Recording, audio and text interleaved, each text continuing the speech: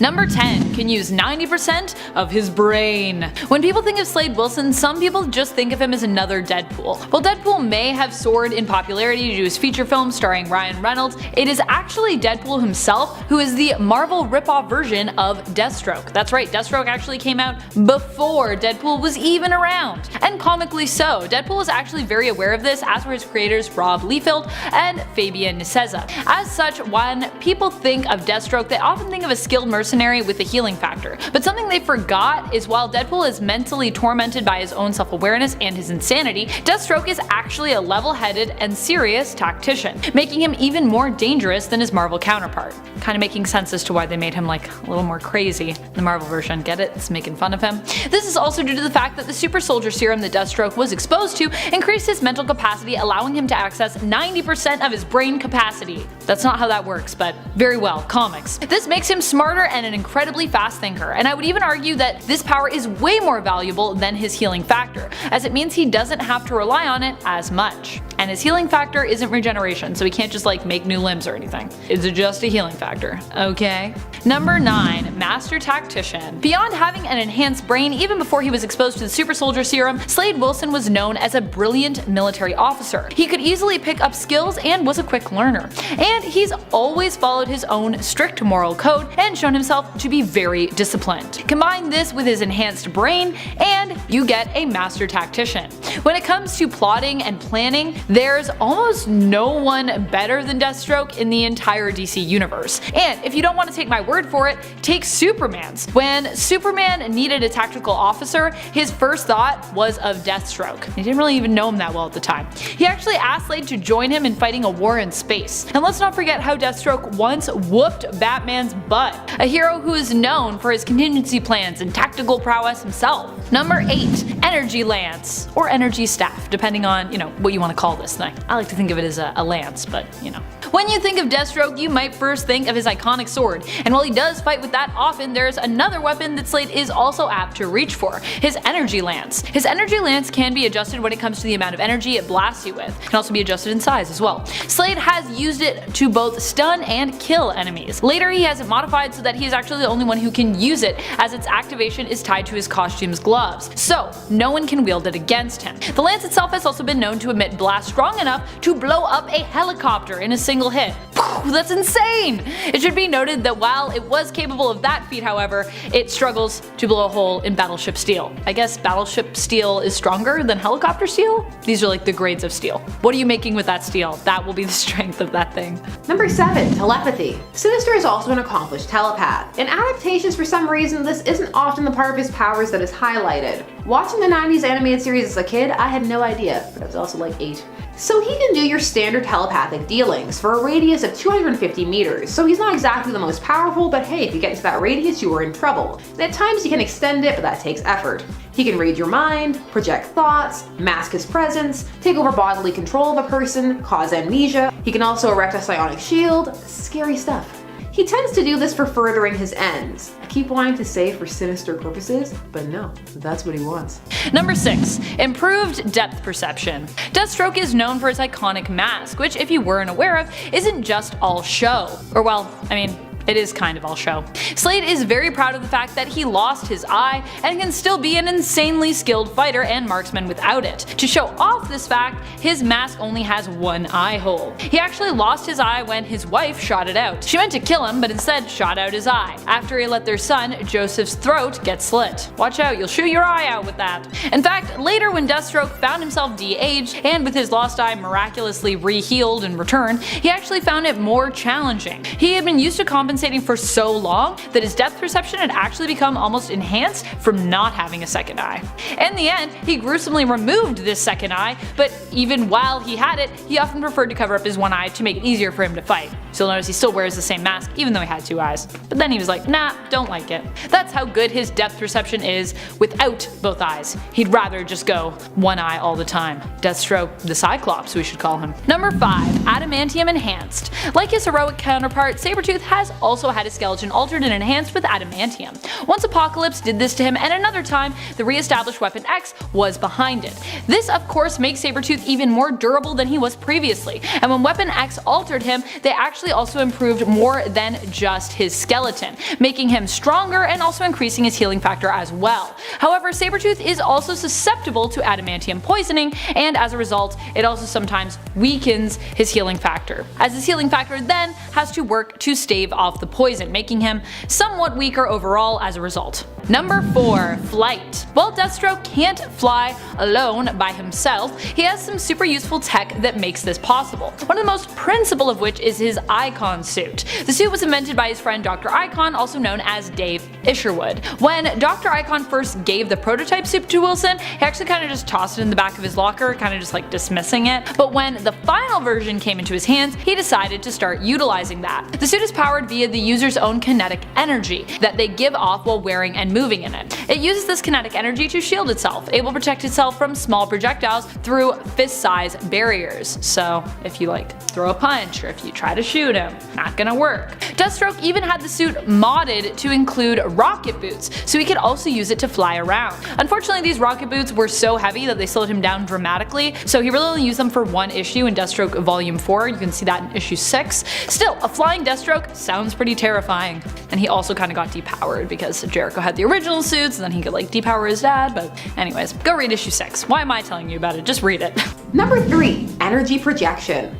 As if all of these powers weren't enough, Mr. Sinister can also fire energy blasts from his hands, also known as concussive blasts. These blasts can be so strong that they can match Cyclops' optic blasts, which are known to be incredibly powerful. So Sinister can do some serious damage with these blasts, so if you're going up against Sinister, you're just gonna get attacked on all fronts. Telepathically, physically, probably emotionally, it's not gonna be a good time. Number 2. Speed Force. During Rebirth, we saw Deathstroke gain the Speed Force using his Icon suit, which allowed him to tap into and access the Speed Force and basically become a speedster himself. He was looking to use the Speed Force to travel back in time and save his son Grant from dying, confronting both Wally Wests in his attempt to help him do so. Though eventually he just seized the Speed Force for himself, and he actually also used this change to make an even bigger change to his image. At least, that's what he claimed, saying that he wanted to rebrand himself as a superhero. He even had his own like little cool team, making like his own like Teen Titans. Look at him go. You go, Deathstroke. Number 1. Unreadable movements. Cassandra Cain is known for being the reader of nonverbal cues within the DC universe. This also makes her an expert fighter when it comes to reading what someone is going to do next. She can sense when you're about to pull a punch, to charge her, to dodge her or retreat, but when she came up against Deathstroke, even her attuned senses failed her. She described Deathstroke's movements as a choir of voices. It's like there were too many options for what he'd do to make him readable. Any and all options appear plausible, making it impossible to sense just exactly what he'd do next in a fight, and making it hard to fight him in hand-to-hand combat. It's like the poker face of fighting. It's like he's like, I can do it all. I could go anywhere. I could be anything. I'm a tomato. Tomato, tomato. Number 10. Superhuman senses. When people think of Sabretooth, they usually think of a worse off Wolverine, but what they might not realize is just how close Victor Creed is to Logan when it comes to the abilities that they share. In fact, I would argue that Sabretooth is even a maybe better version of Wolverine when it comes to his power levels. Like Logan, he can use his enhanced sense of smell to track, but he can also tell if someone is lying.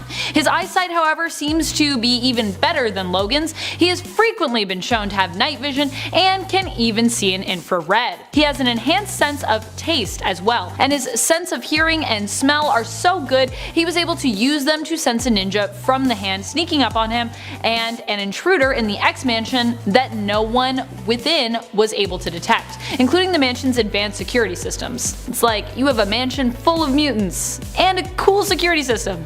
No one notices except for Sabretooth. That's how good his senses are. Or how shitty everything else is, I'm not sure which. Number 9. Fangs. You might also remember Sabretooth's claws, another similarity to Logan when it comes to his abilities, though his are somewhat different, more nails than bone spikes. But beyond those, Sabretooth has also prominent fangs. In fact, his fangs have always been prominent. Growing up, his father would actually pull out these pointed devil teeth in an attempt to fix his son. His healing factor, of course, always meant that they would grow back in, causing his father to torture him by prying them out of his mouth once again. Seriously, as much as Sabretooth is a villain, he still has a really tragic enough backstory that you almost feel inclined to empathize with him. His fangs are also known to be sharp and stronger than human bone, so not someone you would want to have give you a love bite probably. He like nips at you and accidentally tears out your throat. Oops. Number 8. Slowed aging. Having a healing factor grants Sabretooth more than one superpower. Not only can he heal himself from injuries and has resistance to poison and disease, but this also grants him slowed aging. It was even suggested at one point in the comics that he had been around since the time of the Roman gladiators. However, this fact was later retconned, and it was later confirmed that he has actually only been around as long as Logan really has. But still, that makes him over 100 years old, and he certainly doesn't look it. Wolverine has even suggested that Sabretooth's healing factor could be stronger. So it's possible that while old man Logan is trucking around, Sabretooth is just somewhere out in the world still looking not a day over 35. Or 40, depending on, what you see when you look at Sabretooth. Number 7. Enhanced senses. Similar to some other superheroes who are known for their healing factor, Deathstroke also has enhanced senses. Honestly, it seems like a lot of times these superpowers are like this weird package deal. You got a healing factor, here's some enhanced senses, they just come together. And there appears to be no exception with Deathstroke. Both his sense of hearing and his sense of smell seem to have been enhanced as a result of his exposure to the super soldier serum, or the immunity to the truth serum, depending on where you're at in his continuity. Because originally that's what they told him. They're like, this will make you immune to truth serums. And he was like, I'll take that. That sounds useful. But it wasn't that. Haha. Spoilers. Number 6. Foot claws. So when it comes to claws, Sabretooth has got them on lock. In fact, he has more claws than he likely knows what to do with. While we see him using the claws on his hands quite often, something that gets less attention and comic book coverage are the claws on his feet. Like the claws on his hands, they can be assumed to be just as strong and durable. And when I say strong, I mean it. We have seen his hand claws cut through concrete before. His claws are shown to be an extension of his nails, and the same goes for his feet. So he is really long toenails, I guess, when he wants to, and although it seems awkward, he could also use them in a fight. Similar to his fangs, his claws are also obviously stronger than bone, so think twice before you try to break one of his nails. Number 5. Gun proficiency. For those who are unaware, Cheetah was also part of the Suicide Squad for a short time. Her time on the squad was brief, but during it we got to see another side of Cheetah, a villain who usually actually operates alone. We also got to see her working alongside a team, and we got to see her armed in a way that she isn't normally. Cheetah usually prefers hand-to-hand combat, fighting with her claws, her teeth, and her tail.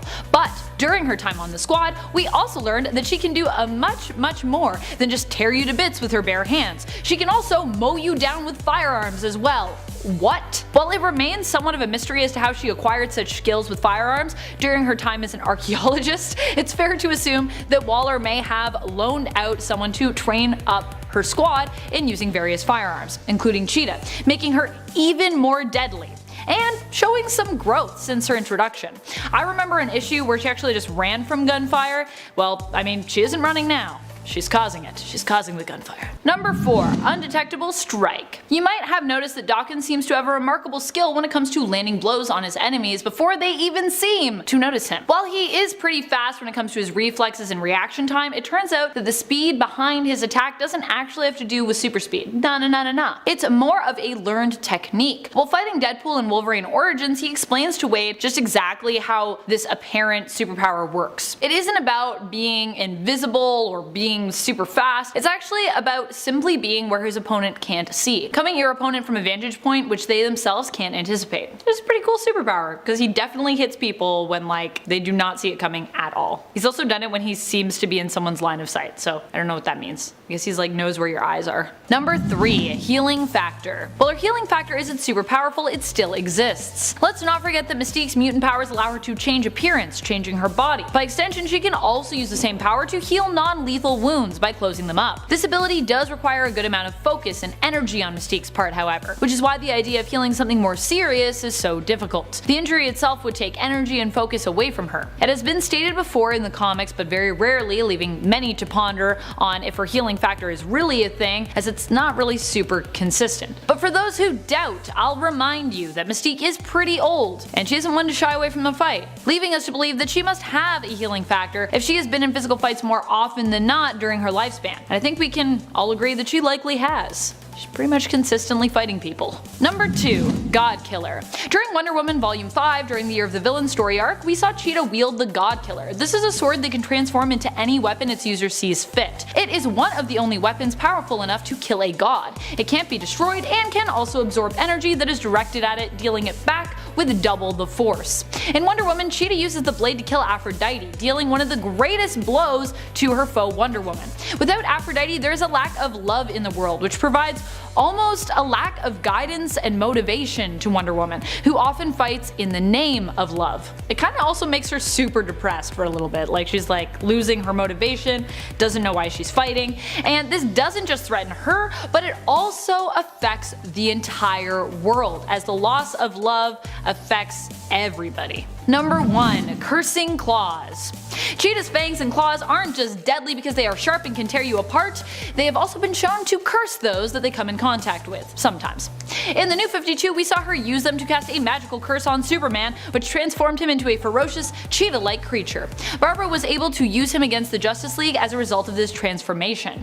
We also saw a version of Cheetah in Justice League Doom cause Wonder Woman some grief with her curse abilities. She didn't transform Wonder Woman into a cheetah, however, but she did cause her to hallucinate, making Wonder Woman see cheetahs at every turn, believing that innocent people around her were actually the ferocious spotted creatures themselves known as cheetahs. She's like, is that a person? It's a cheetah. Number 10. Slowed aging. Despite being born in 1946 to his parents Logan and Wolverine's wife Itsu, Daken barely looks a day over 25. In reality, he is almost mid-70s, but he certainly doesn't look it. This seems like an obvious power in truth. I mean, Wolverine obviously is over 100 years old, so shouldn't surprise us that his son is also almost ancient. However, we also all think of Daken as being Wolverine's son, and therefore just think of him as being like super young, like being the younger Wolverine. I actually forgot myself just how old he is when I was writing this list, so just because he looks and often acts quite young doesn't mean that he is. It is likely that his lifespan will echo that of his father, meaning that he'll likely live well beyond 100. Who's ready for the Old Man Daken series? I bet he'll still be as sassy and broody as he is now. Probably also still look 25. He'll just be like 25 with white hair. Number 9. Built-in Muramasa Blade. The Muramasa Blade is known for its exceptionally devastating properties. It can cancel out the regeneration or healing factor of those it comes into contact with, and is tough enough to cut through adamantium. Basically, it's the blade you want if you're going to fight with Wolverine. In Daken's case though, he wanted to use it in a fight against Romulus. He ended up getting a piece of the blade following a fight against Cyclops and the X-Men. Cyclops had been guarding the blade at the time. Once he had it in his possession, Daken took the blade to the Tinkerer with the purpose of having it melted down and attached to his claws. More specifically his one wrist claw. Of course, this needed to be a delicate procedure given that Daken himself could be harmed by the metal of the blade, because you know, he's also got a healing factor. As such, the Muramasa was not properly anchored to Daken's claws, because it was kind of a rushed job and because it's kind of a hard job to do. Meaning that when Wolverine came after Daken to stop him, it was easier for him to do so. Wolverine broke both of Daken's arms and was able to remove the built-in Muramasa blade from him. Daken also gets his arms broken a lot. Still, it was pretty insane for a few issues when Daken had the power of the Muramasa blade literally embedded in him, or rather sort of like on him. Number 8. Speed. Force? Wait a minute. Don't we all know this one? Well, I mean, you do. Yes, you know that she's fast. But do you know just how fast Minerva is? And wait, did Minerva ever have the Speed Force? Well, no, not exactly, but she's definitely been faster than a cheetah. And a cheetah can go up to 120 kilometers an hour, which is around 70 miles per hour for those of you who are watching us in the States. She's usually measured at the same speed as Wonder Woman, the two women being deemed even, but still behind in terms of levels of speed when compared to with Superman and all of the Flashes. At one point, however, Barbara wanted to become even faster, to beat Wonder Woman and rival the Flashes as a speedster herself. She reached out to Hunter Zolomon about this, and although he explained he couldn't just lend her speed or like just help her tap into the Speed Force or speed energy of any kind, because it doesn't work like that, he did offer to help her somewhat. He trained her and explained what was holding her back was actually psychological, and that she would have to kill the previous cheetah, Priscilla Rich, to move forward. It turned out he was right, and we saw an even faster version of the cheetah emerge after she killed Priscilla, one who was shown to almost rival Wally in speed in Volume 2, Issue 214 of Wonder Woman. That is until she kissed him. Don't ask me, just read the comic. I know there's gonna be people that are gonna be like, what do you mean until she kissed him? What does that mean? You gotta read it, it's confusing. Wonder Woman's in a blindfold, it's all nuts in that comic, man. There's a lot of questions I have. Number 7. Emotional manipulation. Daken has the ability to secrete pheromones which allow him to manipulate his opponent's emotions. He can make you feel depressed, happy, erratic, anxious, sad, or even calm you mid-fight. I wonder who that could be super useful against. Calming one down. You guessed it, the Hulk, or more specifically in regards to my example here, the Hulk's son Scar. Daken used this technique on Scar mid-fight, causing the big green guy to sit down and talk with him and then change back into his human form. He almost kills Scar as a result, at Scar's own behest while in human form. Fortunately, Banner and Logan bust in and put a stop to this. Logan's like, I told you my son was wily, I told you. He's a troublemaker, that Daken. Number 6. Samurai. Wolverine was trained as a samurai, and though he and Daken are very different people, it appears this skill did not skip a generation when it comes to Daken. Not that it's like inherited, but you know what I mean. In Dark Wolverine issue 76, Norman Osborn questions Daken about his skills, asking him if he too was trained in the ways of a samurai, like his father. He answers that in fact he was, and that he also happens to be a skilled archer as well, adding that ability of marksman to his long list of capabilities when it comes to fighting. Because you know, samurai are also trained in archery. Fun fact, in case you didn't know that. Number 5. Telepathic resistance. You might have guessed this would be on the list. I mean, if you've seen a lot of my other superpower lists revolving around mutants, you definitely were probably expecting this one. But you still might be surprised because, you know, it's not what one imagines when they initially think of Daken's abilities. Daken's side defense abilities were so strong, as a matter of fact, that he was able to use them to rebound an attack on his mind from a young Jean Grey, throwing it right back at her, causing her to momentarily lose control of her abilities and attack her teammates. It's like a side blast outward at them. That's pretty cool though, if you can like use it against, even though it was a young Jean Grey at all, I feel like a side defense that's a strong side defense. In my mind. Number 4. Super strength. What some people might not think about is the fact that Mystique has been shown to shapeshift on a molecular level. What does this mean for her abilities? It means that she can adjust her strength levels pretty much as she sees fit, and that when she appears to have more muscle, it's not just for show. She can actually use that muscle. Because of this, we have seen Mystique, both while disguised and while not disguised, do all sorts of crazy things. She once caught a kick from Sabretooth and tossed him through a window like a rag doll, and she has killed people with one punch. And she even one time broke Forge's cybernetic leg with a single kick. Ouch. Number 3. Flight. Back to the Trinity event, as I said earlier, Cheetah was granted a great many additional powers as a result of this event. Another one that proved useful was her power of flight. It's weird, but even the idea of a flying cat without Cheetah's insane bloodthirst and strength or any of that just kind of terrifies me. It's already frightening enough when your cat pounces on your toes in the middle of the night. Imagine if it could just launch itself onto you out of midair at any time. Ugh. We see Cheetah flying around with her fellow Dark Arcana pals a few times in Trinity Volume 1.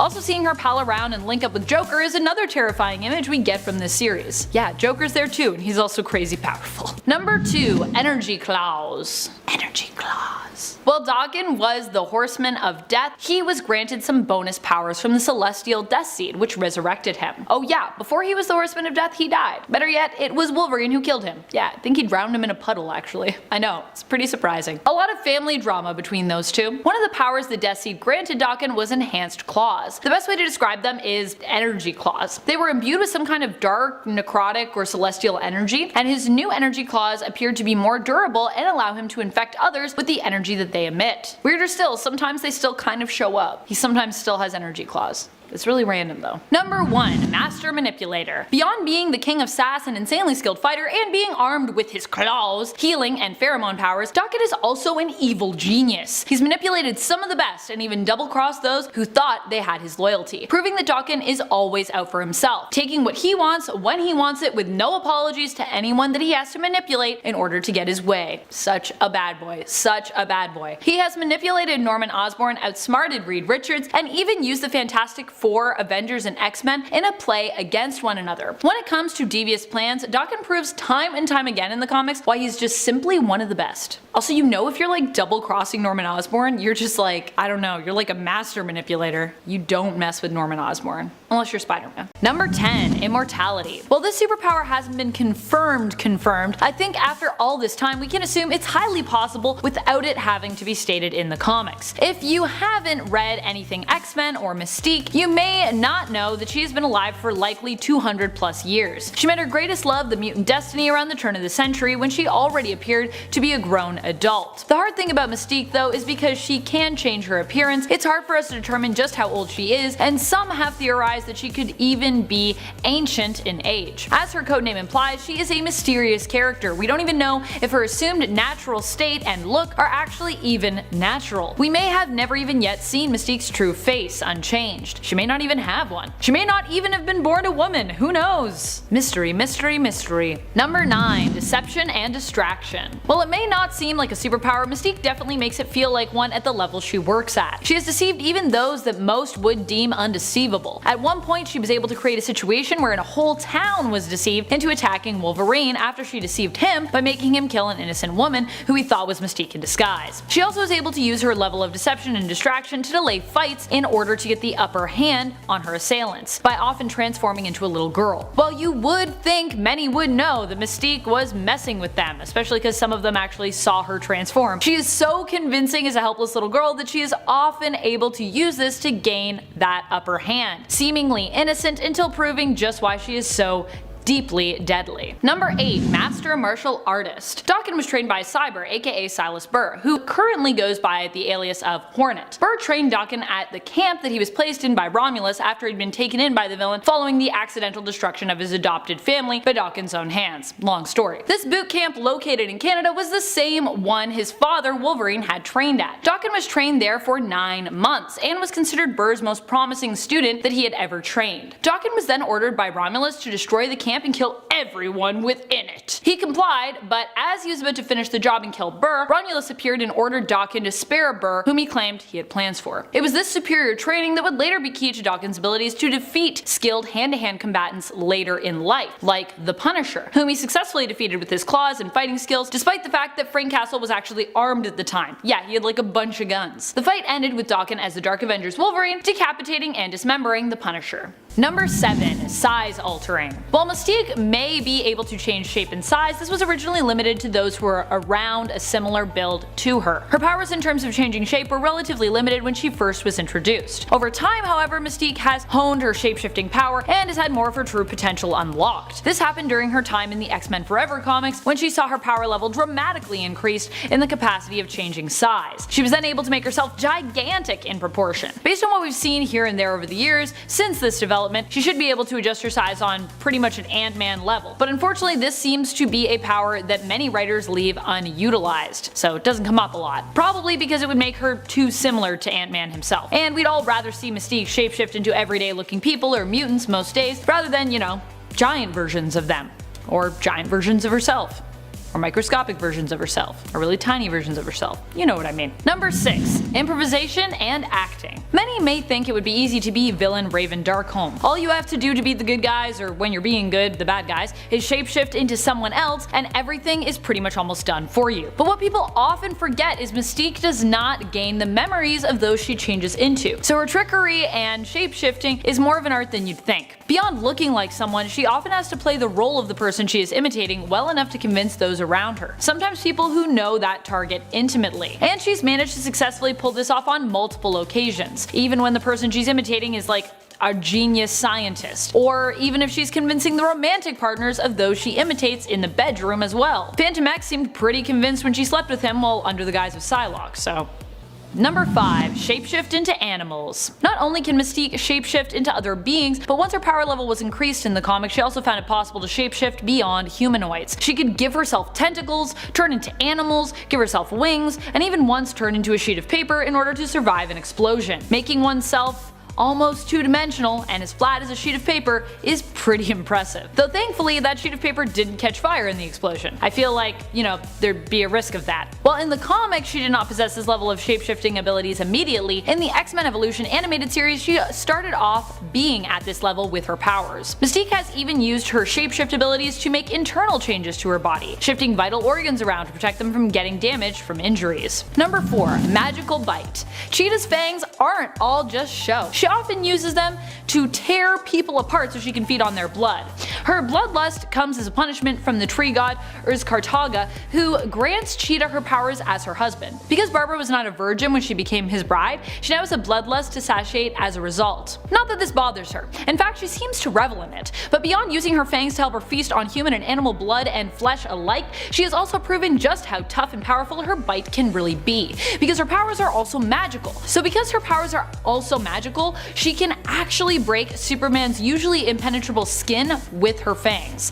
Bullets might bounce off of him, but Cheetah's teeth manage to just sink in just fine due to her ability's connection to magic. Number 3. Mask his scent. Despite not being at an Omega level when it comes to his pheromone powers, Daken can actually use his pheromone powers to also hide himself when he wants to remain hidden. We all know how good of a tracker Wolverine is, and with Daken's senses heightened as well, he has also inherited his father's gift for tracking. But unlike his father, he can also mask his scent, making him an especially good hunter and tracker in the sense that he actually can't be tracked himself while he's tracking you. So it would be hard for anyone to know that Daken was actually on their trail, and it would be equally hard for someone to hunt him. Pheromones. They're more than just emotion manipulation. Fun fact. Number 2. Telepathic immunity. During Mystique's series of the same name, Mystique Ultimate, we get a more in-depth look at Raven's mind and abilities as she works alongside Charles Xavier. One thing we learn from her close interaction with Charles is that her mind is basically unreadable when it comes to telepathy, adding to her ability to become, well, just about anyone. Charles himself attests that her mind is too chaotic to read, too erratic. It's like it's constantly being reshaped and reformed. So apparently her shapeshifting abilities also grant this secondary telepathic resistance as well, guarding her against being easily found out while under disguise. If you want more insight into just how much work goes into wielding this power and honing it, you should check out X-Men Black, Mystique, which delves into Mystique's perspective when it comes to all that is involved behind the scenes. Number 1. Scent altering. For all of her time in the comics, Mystique definitely is the type to hold grudges, and definitely see them carried forward throughout. One such person she has had a big issue with throughout her history is Wolverine. These two have been on and off again lovers, enemies, and occasionally partners for at least 90 plus years. We see them meet in the 2003 Wolverine series in 1921 Mexico, bonding over the fact that they are both prisoners sentenced to death. Their long-standing relationship would at one point end in Raven's death at Wolverine's hands as revenge for her sending him to hell. Her death, of course, was short-lived, because comics. Her body was recovered and auctioned off to the Hand who resurrected her. When she returned from the dead, she was even more powerful than ever, and while her scent could normally be used to give her away, even while disguised to Wolverine, who had even used her scent to track her before, she now possessed the ability to adapt her scent to those whose form she took, making her an even more powerful shapeshifter, nigh undetectable. Can't detect her thoughts, you can't detect her smell. What can you detect? Nothing. Number 10. Can control her tail separately.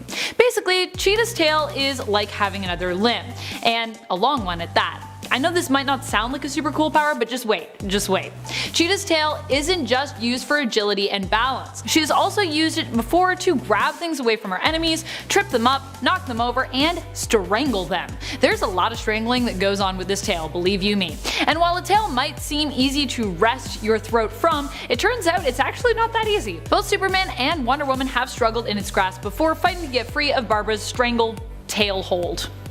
What a move. I'll strangle you with my tail. The crazy part too is I feel like she always does it and then her hands are just like posing. Like there's not a lot of like I'll strangle you and then also blah, cut you. Number 9. Strength. People think of Barbara Minerva as Cheetah, they usually think of her agility, her stealth, and her speed, appropriately, as these are all things that cheetahs in nature are also known for. What people seem to forget is just how strong she is. Even writers seem to forget this when they make it possible for her to be beaten by Catwoman and Batman, who, let's be honest, are really not strong enough to tangle with her. With her power imbued by magic, she is a very strong and dangerous villain. We have seen her grapple with both Wonder Woman and Superman, and easily hold her own against Diana, even beating her from time to time. Though there are usually some extenuating circumstances surrounding these scuffles where she wins, but I digress. Still, the two have been judged to be almost equal when it comes to strength multiple times, including when we saw the two women in a tug of war involving Wonder Woman's lasso of truth. Can I also just point out that Cheetah was both tangled up at the time and was only using one arm as well while she held off Diana's pull. That's insane. Like, Diana's like, got both arms. Cheetah's like, I got this, I'm fine. Number 8, grows clothing. I feel like this is one we should all know about, but it's an easy one to forget as well. I constantly forget about it until I am grossly reminded that, oh yeah, all those clothes Mystique appears to be wearing are actually a part of her. This was a huge thing in the X-Men films, although in the Ultimate Universe this is actually very much not a thing. Mystique actually has to make sure that she has clothes, as she cannot like transform her body magically into clothes. What I've always wondered is, when she takes off an article of clothing, like her jacket, does that mean she's like shedding skin? What's happening there? Number 7, superhuman durability. Her durability goes beyond what you might expect when it comes to a supervillain with the powers of a cheetah. While being agile and dexterous enough to dodge blows, it seems that Barbara spends more time taking hits than dodging them. Which, when she's going up against members of the Justice League, seems like a surefire way to get KO'd. And yet she manages to hold her own. She's durable enough to take a hit from Wonder Woman or Superman even and get back up. And at one point she was even hit with 50,000 volts of electricity and still just continued on, barely even phased. If that isn't superior resilience, I certainly do not know what is. 50,000 volts of electricity, that's a lot of volts. That's more than this many. It's a lot. Number 6, size altering. During the events of Trinity Volume 1, Cheetah joined up with the Dark Arcana, a group of villains each representing a card/character from the tarot, and imbued with godlike powers. Cheetah herself represented the Star, and had many additional abilities at this time, including size altering. At one point, a giant cheetah rampages through a city where it seems like she is also kind of turning the civilians into cheetah-like creatures themselves. So there's a lot going on in Trinity. There's a lot of souped up villains. It's insane. Number 5, immortal. Sinister is for all intents and purposes functionally immortal. This is because of his healing ability that has made him immune to aging and disease. This is because the cells that are recreated are always younger, perfect cells. Not younger, still young, equally young. So why can he heal so well? Well, aside from the abilities he gained from the mutant courier, he has also been exposed very early on to the celestial technology utilized by Apocalypse, the same ones that Apocalypse got as a gift so that he could change the course of human history. Apocalypse has taken a particular interest in Essex because their interests and philosophies very much align. However, this is functional immortality because Sinister can die. He can be killed. It's just going to take a lot of prolonged, focused, concentrated damage to get there. Number 4, strong survival instinct. One thing that has really made Victor stand out as both a character and a villain is his strong will to survive. His will to survive also makes him a bit of a loner as well, meaning that he is willing to betray just about anyone to ensure his survival. His teammates, his lovers, at the end of the day, Sabretooth is all about guaranteeing his own survival, going to any lengths to ensure this. This comes from years of suffering child abuse and experimentation, and has been drilled into him throughout many different training regimens and in training to become a skilled tactician. His ruthlessness when it comes to survival is also what likely allowed him to whoop Wolverine's butt so many times. Let's not forget that every time they tangled for the first 20 or so years, it was usually Sabretooth who came out on top. Victor even visits Logan yearly on his birthday just to kick his butt. True story. Wolverine's like, don't hang out with me because Sabretooth's gonna show up on my birthday, kick my butt, so he doesn't do a lot of parties. Although Wolverine probably wouldn't party a lot anyways. Likes to keep to himself too. Number 3, God Killer. Deathstroke was granted this weapon after he accepted a contract from Hephaestus to kill the Greek titan Lepettus. The God Killer is a near indestructible weapon that can repair itself once broken and can shapeshift into whatever form of weapon best suits its user. It also reaches out to enhance its user's creativity and mental capacity so that their fighting style and capability in wielding the weapon is improved. It can also absorb energy, redirecting any attack directed at it back to its assailant, but doubled in force. So it is not a weapon that you want to come up against. But it's alright because it got taken away from Deathstroke. Wah wah. Then he had to pull out his eyeball, because that's how that goes. You know how it goes. Number 2, expert marksman. Despite being more well known for his feral and brute strength fighting style, Sabretooth also maintains proficiency with firearms as well. He likely received his excellent targeting and weapon wielding skills from training with various groups including the CIA, Hydra, and even Weapon X. Heck, he was even a member of Nick Fury's Avengers team for a while in the 1950s. I'm sure he learned a fair amount about hitting a target there as well. Number 1, Power Cosmic. Victor Creed of Earth 295 was once a herald of Galactus. For a very very short time. He was actually offered a permanent position as Herald, but he turned it down, returning the power cosmic to Galactus after helping to destroy the villainous Silver Surfer of Earth 552. This all went down in Exiles Volume 1, where Earth 295 Sabretooth himself served alongside that team of heroes, the Exiles. Number 10. Shapeshifting / molecular control. Sinister, through the absorption of abilities held by a mutant named Courier, can now manipulate his structure down to a molecular level. Molecular. Hard to say some days. While he is most often shown using this ability to regenerate, he can also use it to great effect when it comes to shapeshifting. Sinister could really modify his appearance to whatever he chose, so that design is a choice. He likes it. He feels it's terrifying. I mean, terrifying no. Off-putting and memorable 100%. Plus, it's creative. Really shows what you can do when you modify yourself. Tassels. Built-in tassels for life.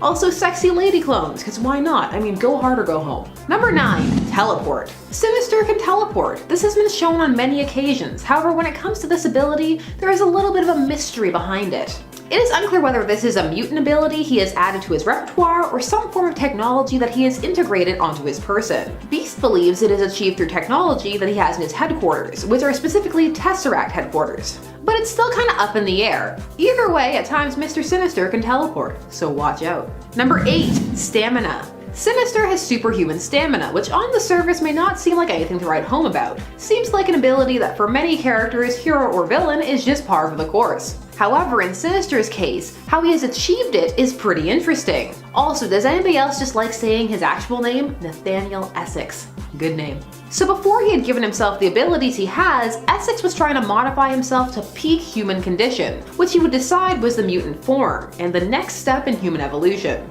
So he managed to make his body produce less fatigue toxins, so he is able to assert himself at peak capacity for far longer than your average human. Number 7. Enhanced stamina.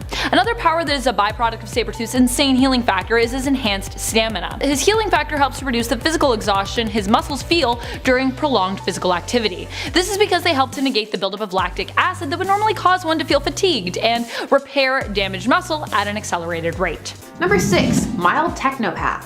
Sinister has the ability to sync up with his tech. Now the mild is there because this is not all tech, it's his tech. That is stuff he is working with specifically and only what he is interested in. Sebastian Shaw has stated that Sinister often doesn't make plans the best that they could be because he gets attached to older modes of technology when advancements have already been made. Advancements that could really update or speed up his plans.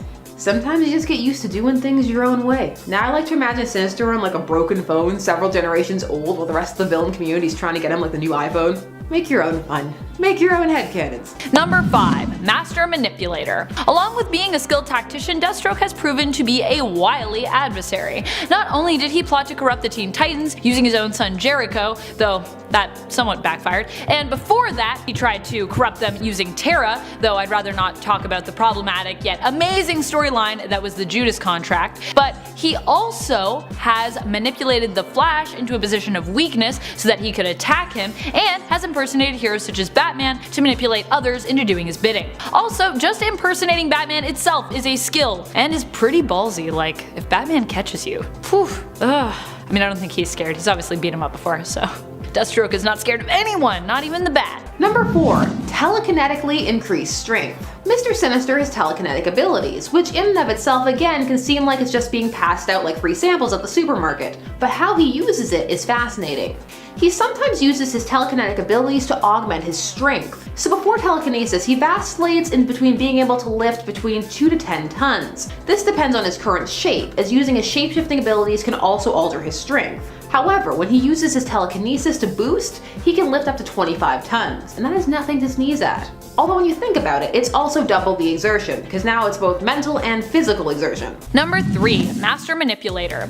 With Sabretooth being as strong and feral as he is, people often forget that he is also quite brilliant when it comes to plotting.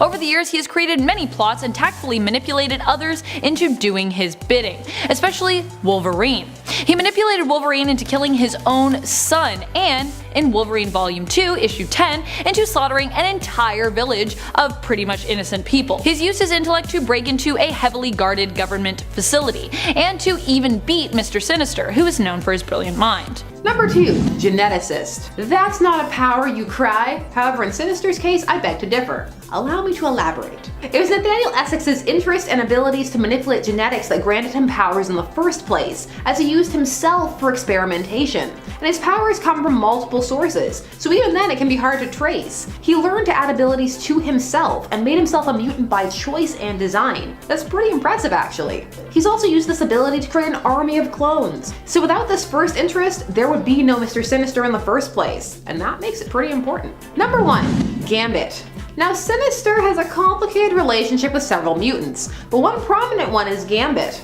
He's also taken samples from Gambit to add to himself. Sinister is also the person who performed surgery on Gambit to make his powers easier to control and prevent him from reaching his new Son Omega level potential. And for a brief period, Sinister showed that he can use a combination of his skills to completely masquerade as someone else, transforming into Gambit and back in front of him. Horrifying, terrifying stuff. It shows how confident he is that he doesn't rely on such tactics, often preferring to walk around with his flamboyant villain look. Which, I mean, come on, again, tassels. Number 10. Super Strength. When T'Challa became the Black Panther, he was enhanced by the heart-shaped herb. The herb was believed to be a gift from the Panther god, but was actually mutated by the vibranium meteorite which had crashed in Wakanda. This brought about a number of physical improvements, including Super Strength. Super Strength is, of course, quite useful for someone who spends most of his time smacking nerds with mostly bare hands, allowing him to go hand to hand with some pretty darn powerful dudes. Number 9. Enhanced senses. This is a huge part of what makes Black Panther Black Panther. The herb allows T'Challa to see farther and more clearly than normal people, but it doesn't stop there. He can also see other parts of the spectrum, even able to see in ultraviolet and infrared, allowing him to see in the dark. He has enhanced hearing as well, but his sense of smell is very unique. He can memorize tens of thousands of distinct scents, allowing him to track friend and foe alike. The effects of the vibranium on the herb also allow him to sense vibranium wherever it may be. Plus, he has enhanced taste, which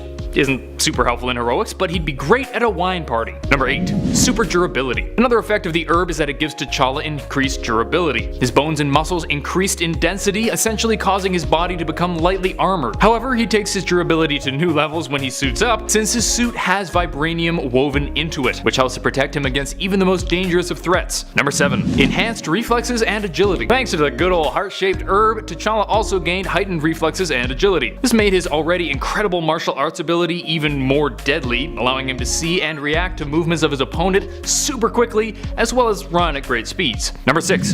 Healing factor. Black Panther has accelerated regeneration, able to heal much quicker than regular people since his body is so efficient. It isn't the craziest regeneration out there, he's nowhere near Deadpool's levels, but he can heal gashes and even broken bones significantly faster than the everyman. Which is good, because despite his durability and supersuit, the guy certainly takes punishment from time to time. Number 5. The knowledge of the Panthers. Another perk of becoming a Black Panther is that you gain all the knowledge and experience of the previous Black Panthers. Even though T'Challa already had a genius level intellect, this new knowledge made him even smarter, even more cunning, and even more skilled. This helped him invent incredible gadgets, which isn't surprising since he's basically Batman but with superpowers and more money. The only problem with this is he also has all the most embarrassing memories of the previous Panthers, which would make it really hard to fall asleep. At number 10, we have Spider-Man's psychic connection to spiders. That's right, kind of like Ant-Man, but a weaker version. It comes out when Spider-Man's senses are enhanced to the point where he can start to sense spiders that are around him. So it means that he can empathize with them, but he can also encourage them to help him out. So not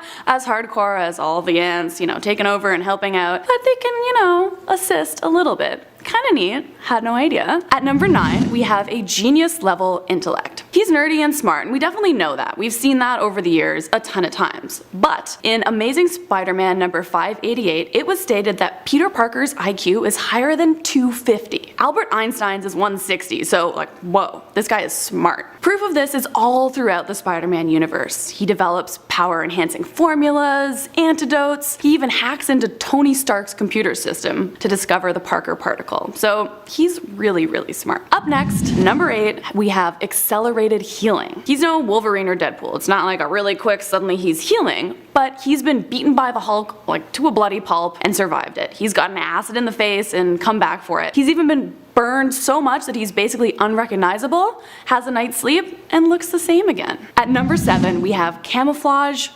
invisibility. Another Spider-Man, Miles this time, not Peter, similarly was bitten by a radioactive spider, but has a slightly different power set than Peter on account of his spider being infused with this enhanced version of the Oz formula. One of the drastically different ones is his ability to organically camouflage himself. And we're talking everything, his body, his clothing, he just naturally blends into his surroundings at a moment's notice, essentially becoming invisible. This is such a great ability in a fight. I mean, you hit them, you become invisible, you like walk over to the side, boom, hit them again. It's great. At number 6, we have grows extra limbs. This is one of my favorites for sure, just even visually, it's just so fitting. Now, it's not like he can grow them whenever he wants.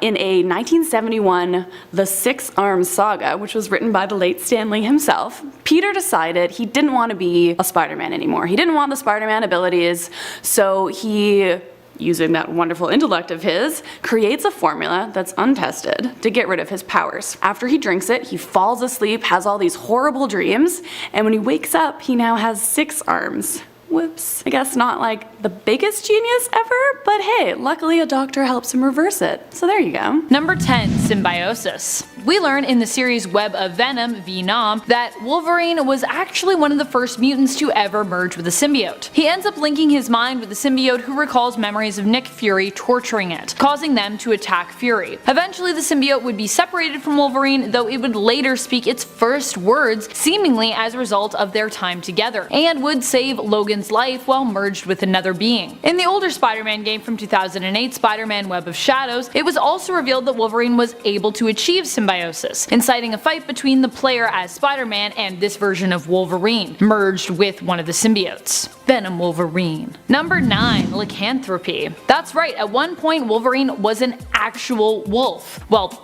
a werewolf. He was transformed by a woman named Nyssa, who saw in him her soulmate and wanted to turn him so that he would always be with her. Logan had all kinds of interesting and conflicting feelings for her, as he was with Mariko at the time, but still found himself attracted to Nyssa, who appealed more to his animalistic side. Nyssa bit him, and Logan found himself joining the pack, which was led by her brother, Malik, the Alpha. This version of Logan literally caused him to transform into a wolf, which he described as like being in a state where you could see yourself but were unable to control yourself, sorta like watching TV. Fortunately or unfortunately, depending on your thoughts on Wolverine, his healing factor eventually healed him of his lycanthropy. Number 8, memory suppression. If you know Wolverine's history, you're probably astonished to discover just how much he seems to have survived. He's been tortured countless times, suffered an insane amount of loss, and almost every event from his backstory is filled with a dramatic amount of tragedy. Yet he manages to persevere. Sure, human minds are capable of dealing with great amounts of mental trauma and stress, but the amount of sorrow and loss that Wolverine is forced to deal with is definitely on a super level. How does he stay sane? His healing factor. Yep, in the comics, this is why he also suffers from memory loss. His healing factor causes mental scar tissue to literally cover up painful memories by building up around his trauma center in his brain. This is even referred to in the X-Men film Days of Future Past, which swapped out Wolverine for Kitty Pryde when it came to who would be doing the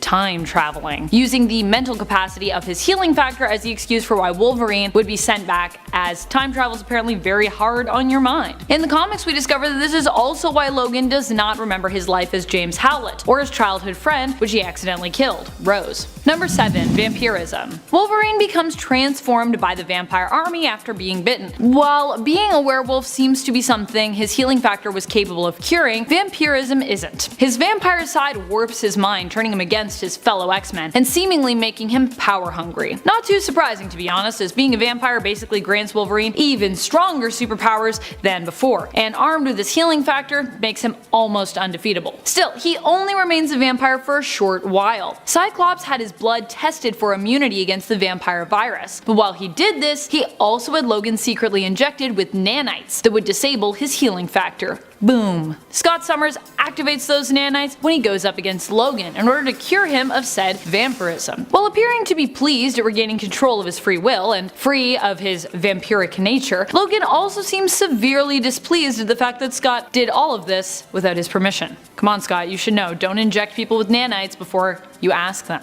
Gotta get some permission first. Number 6, Phoenix Force. During the series Astonishing Spider-Man and Wolverine, Logan finds himself teamed up with Peter Parker, as the two are forced to involuntarily ping-pong around time together. One of their adventures sees them go up against a planet that appears to be Dr. Doom. Wolverine gets his hands on the Phoenix gun and sacrifices himself to use it to blast apart Planet Doom. He is later resurrected and ends up attracting the attention of the Phoenix Force, which possesses him. Though he succumbs to the power momentarily, Logan's mind appears strong enough to keep the Force at bay, and he even manages later to resist it, giving Jean a run for her money somewhat. Like, geez, apparently it's that easy to just be like, no, not today, Phoenix Force. But only if you're Wolverine. You have like a scar tissue brain. It's actually surprising that his brain isn't huge when you think about it, with all that scar tissue.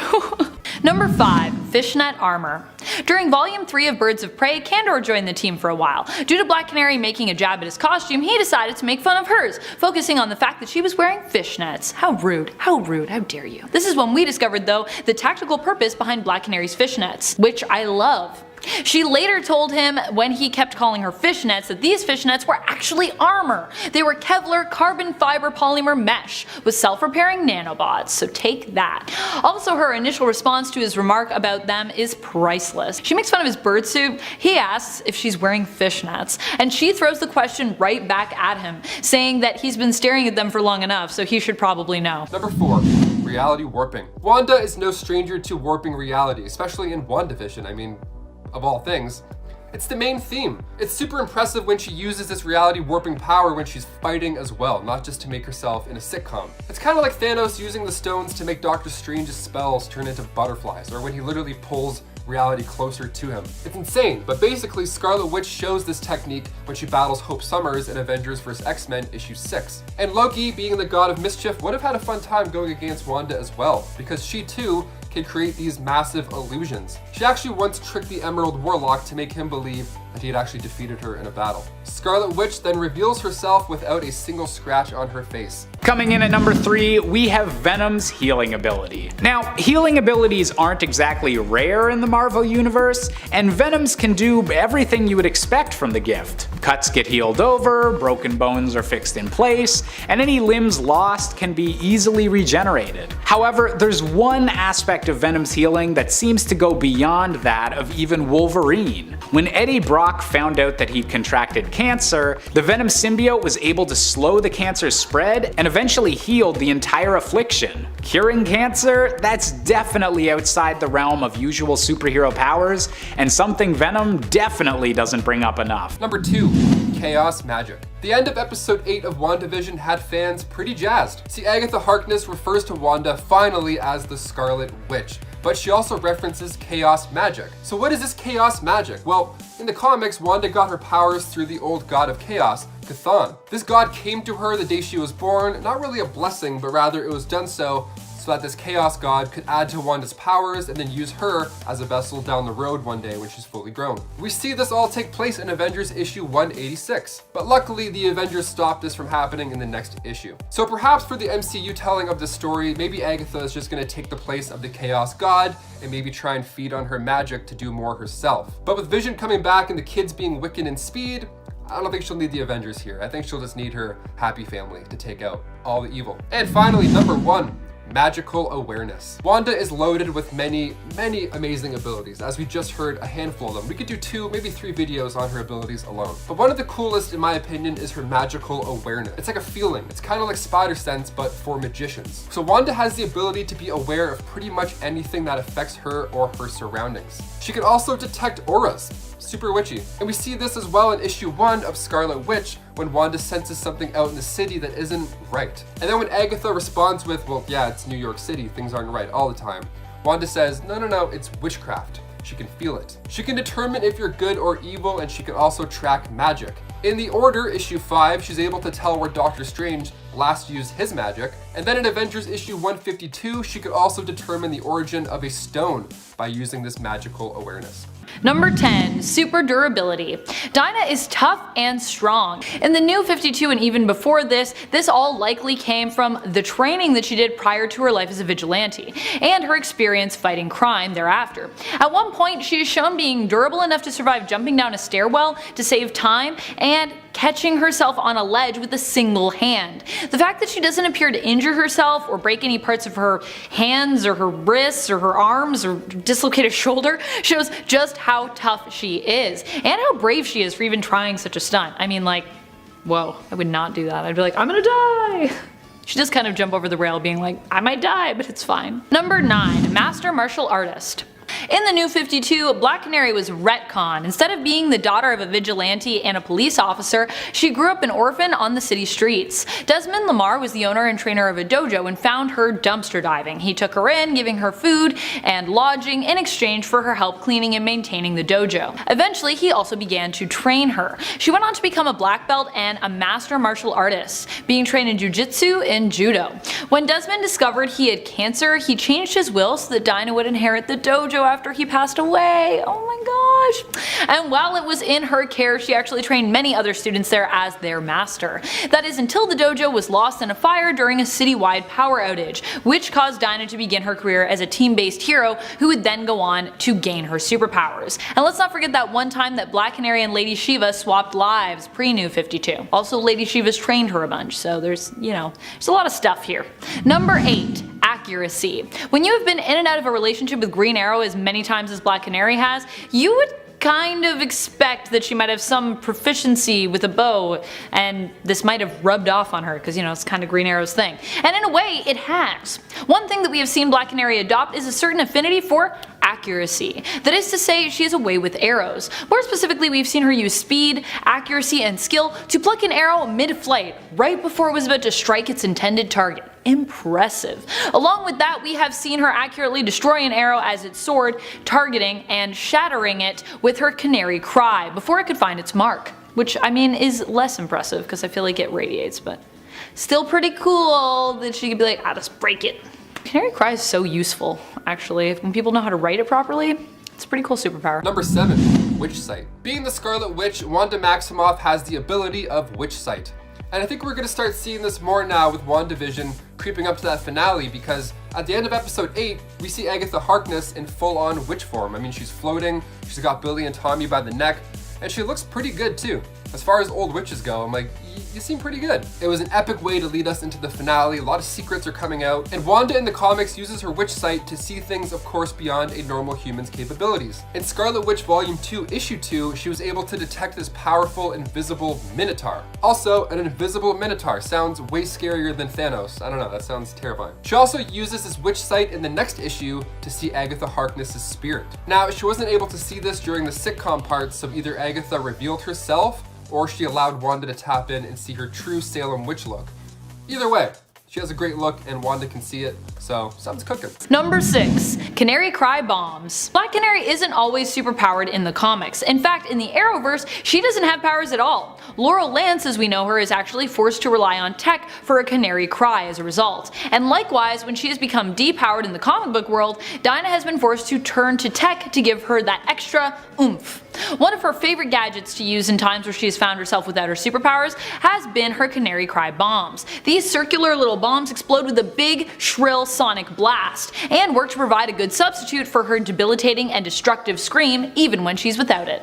Coming in at number 5, we have one of the newer abilities on this list, the power of flight. First manifesting after Eddie and Venom's first encounter with Null, the god of all symbiotes, Venom had apparently been hiding his ability to sprout a pair of blood-red dragon wings the entire time, a symbol of Null's impressive symbiote dragons. However, when you're already capable of swinging, climbing walls, and even breathing in the vacuum of space, the ability to fly just isn't quite as impressive as it would be on a character that was stuck on the ground up until this point. Ah well, giant symbiote wings, you still look rad as hell to me. Number 4. Mental Fortitude. During a fight against Mortis, Black Canary was feeling the effects of their empathic powers. With one touch, Mortis was able to bring flooding back all of Dinah's biggest life regrets. This is a villain who is known for causing people to commit suicide with their emotionally corrupting powers, but Black Canary's will was too strong to give in. She managed to fight off the effects of Mortis's infectious touch,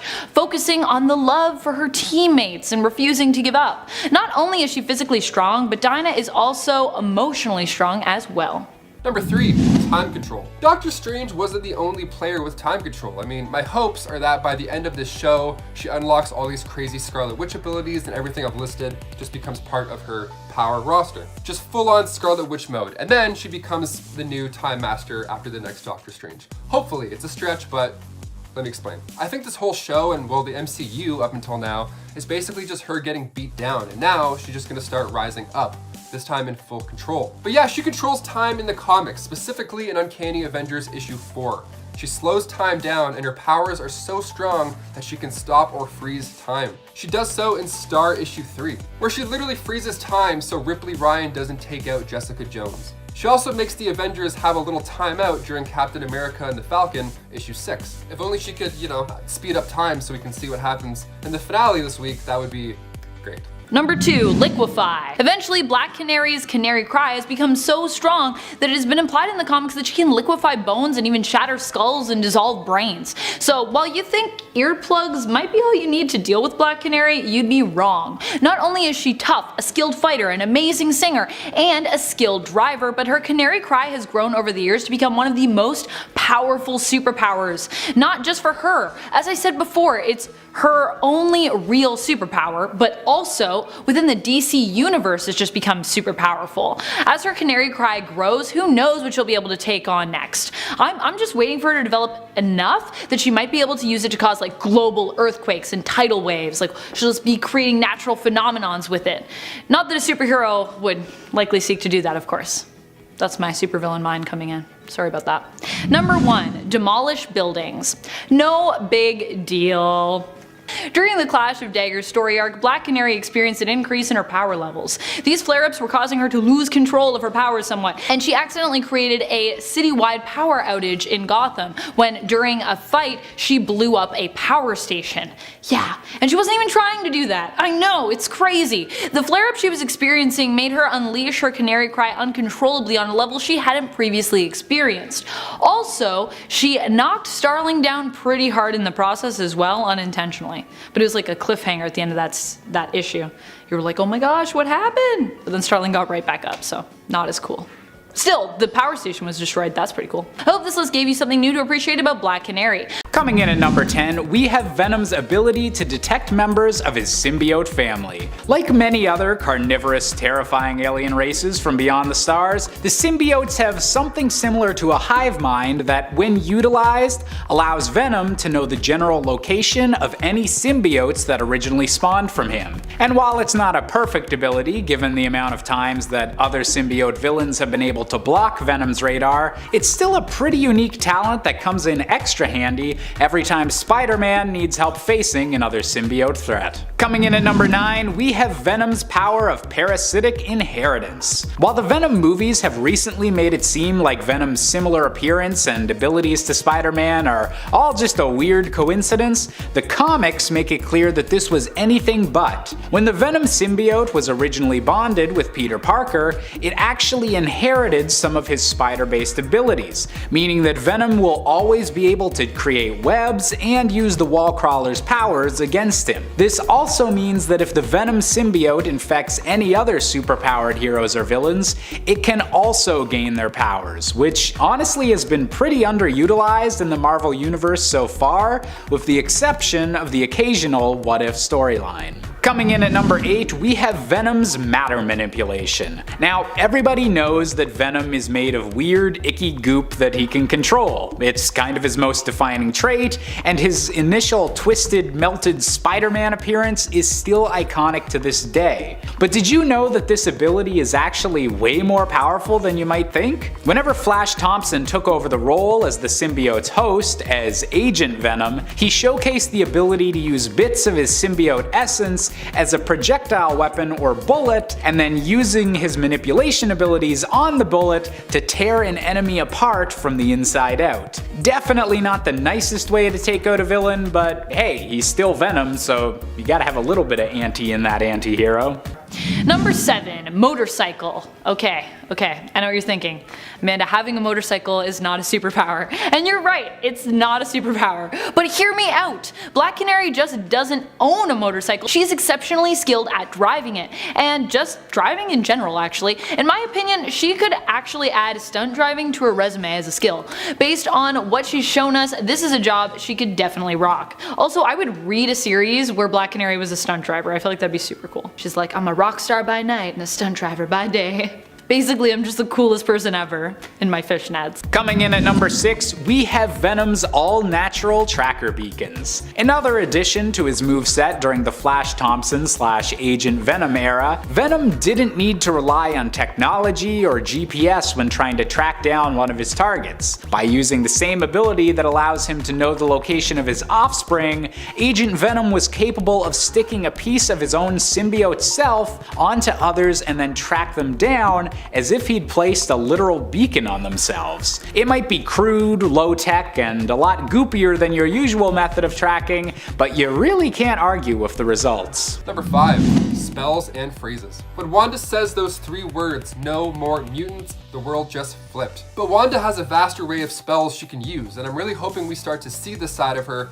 now that Agatha has dragged her into the #witchlife. She also has this ability to purify objects as well. For instance, in Scarlet Witch issue 10, she purified a lake with a spell and then tossed a demon in, freeing the 2 souls that it was possessing. And if you need to sneak around town at all, maybe a sneak attack on a supervillain perhaps, she can use a spell to make objects or people invisible. No cloak of invisibility needed. Coming in at number 4, we have Venom's ability to merge with inanimate objects. That's right, we all know that symbiotes are easily capable of bonding with other organic life forms, whether they be human or alien, but a rarely seen ability of the symbiote race is that they can bond with inanimate objects if the need ever arises for survival. In one particularly notable instance, the Venom symbiote once combined itself with a broken down car so that it would have a body capable of moving throughout the city, repairing the car with its own tendrils to make it fully operational. Hey, I guess it beats the mechanics bill. Number 3, flight. That's right, during volume 3 of Birds of Prey, we also get to see Black Canary use her canary cry to soar across a gorge. This is a power that even I was surprised to find out about, but volume 3 of Birds of Prey was a big one for Black Canary. Dinah's powers are fluctuating and we get to see a lot of growth with them as a result. She's basically just a badass in this series and I really love it. If you haven't read volume 3, you should go read it. Also, if you haven't read a lot of Birds of Prey, you should go read a lot of it, because it's really good. But don't take my word for it, read it. Coming in at number 2, we've talked about symbiotes merging with inanimate objects, but what about the internet? That's right, in probably the most 90s possible storyline of all time, Venom and Carnage brought their endless back and forth struggle for dominance into the digital age with this comic making canon that symbiotes can manipulate their molecules to such a tiny degree they can slip into the molecules that make up the internet data stream. Now, I'm not an IT guy, but I'm pretty sure that's not how the internet works. However, if you experience any technical glitches with this video, it's totally because Venom and Carnage are just punching each other in between the pixels of your screen. This power was so weird that it hasn't made a reappearance since, but it definitely is one of the more memorable Venom storylines. And finally, coming in at our top spot, we have Venom's most recent power-up, but also potentially his weirdest with symbiote time vision. Following the defeat of the symbiote god Null, Eddie Brock and his symbiote have taken Null's place as the symbiote leader.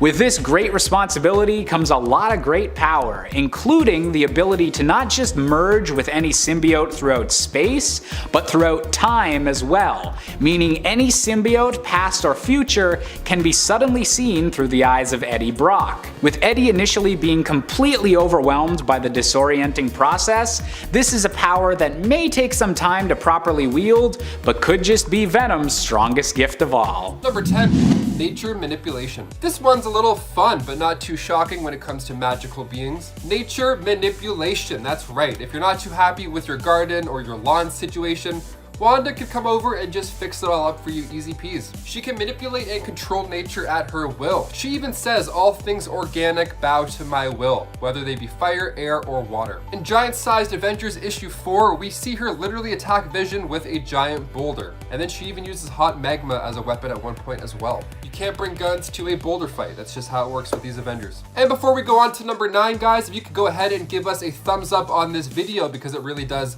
go a long way for us. You guys are the best. Thank you so much for watching. Now let's keep going with this list. Number 9, power augmentation. Sometimes you're playing a sport and maybe your buddy starts gassing out and you just wish that you could give them some of your energy just to keep going. Well, if you're a Wanda Maximoff, that would be easy breezy. That would be doable, no problem. That's right, Wanda can enhance, increase, and super boost the superpowers of others. They get way stronger than they're used to. I mean, once she even used this on Pietro Quicksilver and he was able to run at the speed of light. You can find this in Avengers issue 690. She also lent a hand to Wonder Man as she powered him up so much he was able to take out Morgan Le Fay, who at the time had the Twilight Sword, and the Norn Stones. And you can find this in Avengers Volume 3, Issue 3. So yeah, power augmentation. She can boost you up when you're feeling tired in the morning. Who needs coffee? She'll just be like, hey, now you can fly. Enjoy. Number 8, teleportation. Whenever my friends and I talk about what powers we wish we had, because you know, that's a normal conversation to have in your mid-20s as an adult, I always say teleportation. Wanda has the ability to send herself or others any place she wants. Could be a super far distance, bam, cancel your Uber, I gotcha. We see her use this power in Avengers vs. X-Men issue 6. She also showcases this ability in Avengers The Children's Crusade issue 7. So when Wanda decides that the fight should cool down, she just whisks everybody away over to Castle Doom. Coming in at number 7, we have Venom's poisonous bite. That's right, you'd think it would be obvious from having a name like Venom, but this symbiote's fangs aren't just for show. They contain a special form of symbiote poison that's been shown to be even deadlier than that of a snake's. With the teeth on Venom only being developed at Eddie Brock's command, this ability hasn't been showcased too often in the comics, but does make a surprise recurrence every now and then when Eddie needs to get out of a tight situation. In fact, the poison on Venom's bite is so strong that Sandman once lost his ability to hold his form for a time because he was bitten. And this is a dude that's literally made out of sand. Just imagine what teeth like those would do to a regular person, and maybe it's a good thing that Venom often forgets to chew his food. Number 6, portals. One of the best moments in the MCU easily is when Doctor Strange portals all of our heroes back to the final battle. It's amazing. The music, the colors, and goosebumps, that's how you do it. Now, believe it or not, Wanda too can create these portals, and at one point in issue 8 of Scarlet Witch Volume 2, she uses this ability to create 2 portals at the same time, which is super cool. If you played the game Portal, you know exactly where I'm going with this one. She could also summon help by transporting somebody to her location. Similar to Brother Voodoo, she once summoned minions of Sidorak to magically fix up the Avengers mansion. That's gotta be convenient. I mean, my room's messy right now.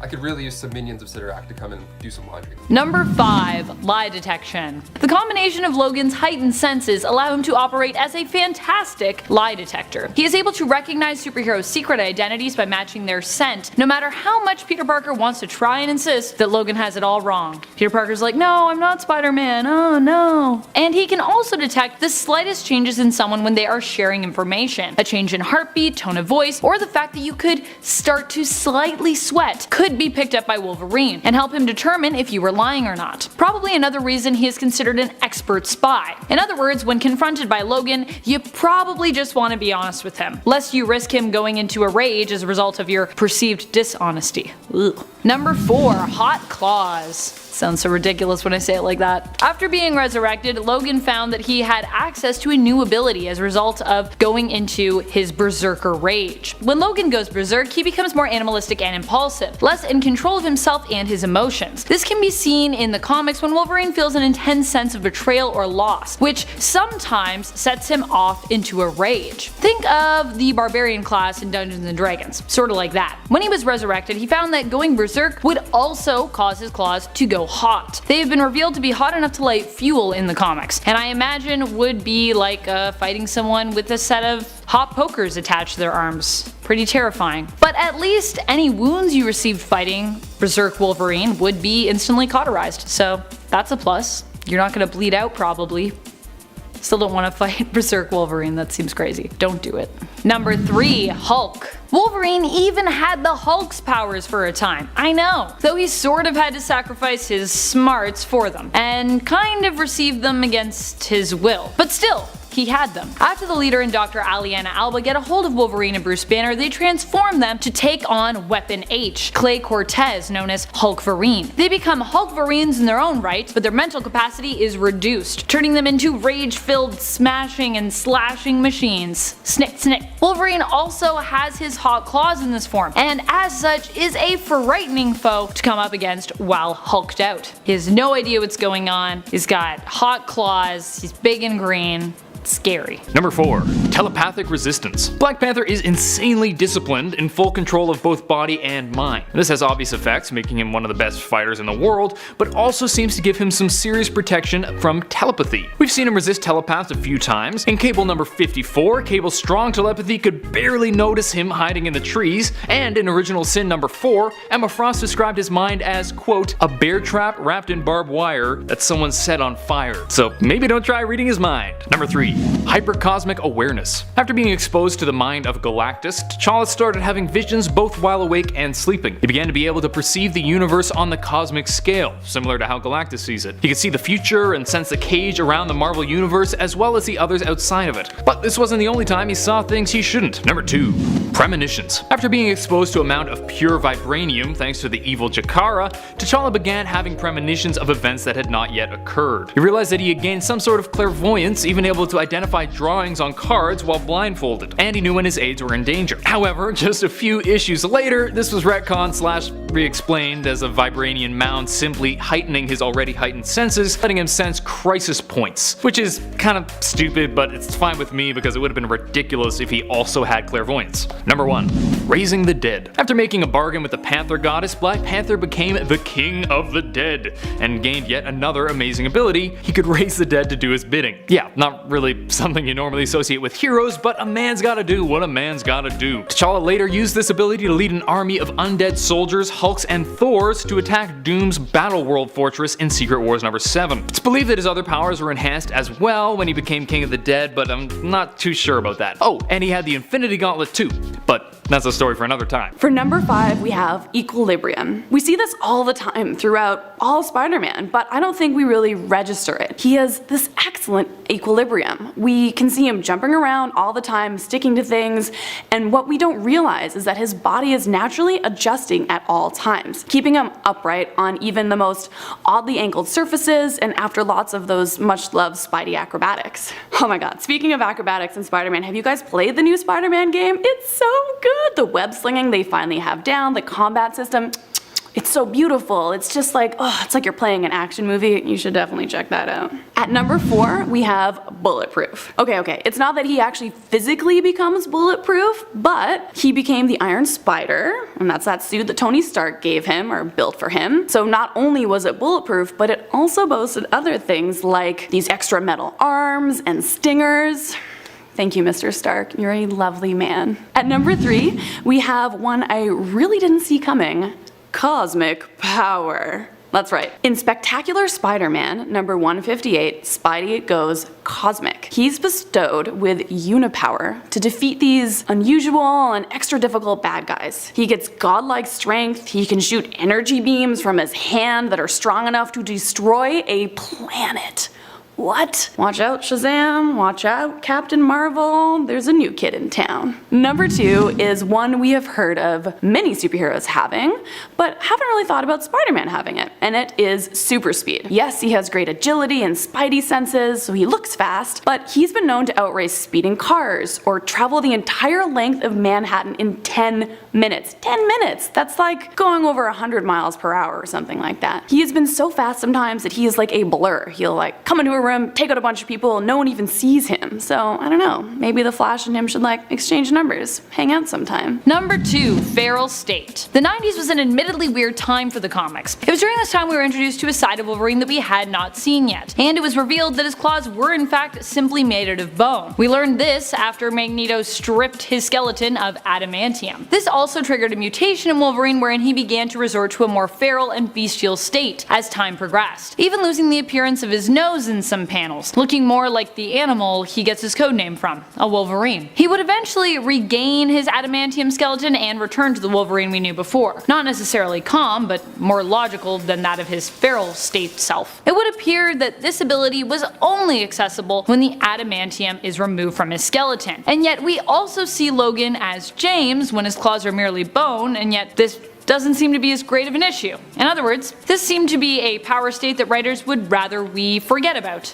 Probably like Spider-Man's Clone Saga. Just kidding, that was a cheap blow. Also a terrible thing in the 90s though. Number 1. Telepathic resistance. Similar to how his mental suppression works, Wolverine also has a wall of armor in his mind when it comes to psychic attacks. Originally in the comics, this was explained as him having level 9 psi shields installed by Professor Xavier. But over time, his ability to shield himself from psychic damage began to become even greater. As seen in the 2003 Wolverine volume issue 46. Emma is even ready to disregard the shields that Xavier put inside Logan's mind, declaring that she could more than handle them as a level 10 telepath. However, later she seems unable to prevent Wolverine from charging Scott in X-Men Original Sin, and Logan shares that his psychic scar tissue is to thank for that. His healing factor has helped him to build up a resistance after previous attacks on his mind. So the more you try to psychically attack him, the stronger he will become against psychic attacks, apparently. Pretty powerful considering that he's mostly a strength-based mutant.